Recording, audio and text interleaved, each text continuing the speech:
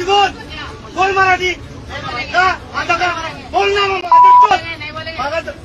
अब राजस्थान के अंदर मराठी भाषा को आधिकारिक रूप से पढ़ाने की मान्यता मिल चुकी है। दोस्तों, हमारे सामने आए दिन ऐसी खबरें, रील्स और कई खबरें इस प्रकार की आती रहती है कि राजस्थान का कोई युवा काम की तलाश में किसी दूसरे राज्य के अंदर गया है, कोई व्यापार करने के लिए किसी राज्य में गया है, परंतु अगर वो वहाँ की भाषा नहीं बोल पाता है, उसके साथ कैसा सलूक किया जाता है, ऐसी कई प्रकार के वीडियोस हमारे सामने आते रहते हैं। परंतु हम राजस्थान वाले इतने लिबरल बन चुके हैं कि अब हमें जो है सबकी संस्कृति को अपनाना होगा। भले ही हम हमारे इतिहास को ना पढ़ पाए, हमारी संस्कृति को ना सीख पाए, परंतु राजस्थान सरकार ने महाराष्ट्र के मराठी भाषा को आधिकारिक रूप से राजस्थान में पढ़ाने की मान्यता दे चुके हैं। भारत के नक्शे से राजस्थान का अस्तित्व तो मिटा ही चुके थे। महाराष्ट्र में बनने वाली बॉलीवुड की कई मूवीज के अंदर राजस्थान के योद्धाओं का जो 2000 वर्षों का इतिहास है, रक्त रंजित इतिहास है, उसमें राजस्थान के योद्धाओं को गद्दार बताया जाता है, कायर बताया जाता है और खुद के 200 साल के इतिहास को ऐसा ग्लोरीफाई किया जाता है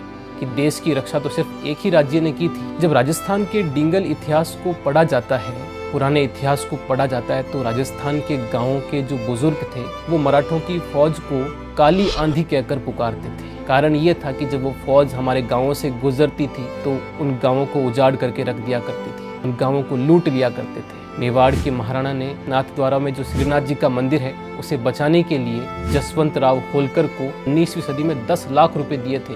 एक हिंदू राजा को हिंदू देवता की मूर्ति बचाने के लिए दूसरे राजा को पैसे देने पड़ रहे हैं ताकि हम ये इतिहास, ये संस्कृति ना पढ़ पाएं। शायद इसीलिए राजस्थानी भाषा को मान्यता नहीं दी जा रही होगी। कितने सालों से हमारे राजस्थान के युवा सड़कों पर आंदोलन कर रहे हैं कि हमारी मायड़ भाषा को भी आधिकारिक रूप से मान्यता मिल सके, हम उसे पढ़ पाएं, सीख पाएं हमारी संस्कृति को, परंतु आज तक हमारी सरकार ने कोई ठोस कदम नहीं लिया है। साथियों, अगर भाषा खत्म हो जाएगी तो संस्कृति खत्म, और संस्कृति का जुड़ाव अस्तित्व से होता है। आने वाली पीढ़ी आपसे पूछेगी कि राजस्थान का क्या अस्तित्व था, क्या योगदान था, आप क्या कहेंगे उनसे। हम जान पाएंगे महाराष्ट्र के महान संत तुकाराम के बारे में, राजा राम के बारे में, मुक्ताबाई के बारे में जान पाएंगे, छत्रपति शिवाजी महाराज के बारे में जान पाएंगे। अच्छी बात है, परंतु आप संत जाम्बोजी महाराज के बारे में नहीं जान पाएंगे, आप संत जसनाथ जी के बारे में नहीं जान पाएंगे, आप संत पीपा जी के बारे में नहीं जान पाएंगे, आप उन योद्धाओं के बारे में नहीं जान पाएंगे जिन्होंने अपने शीश दे करके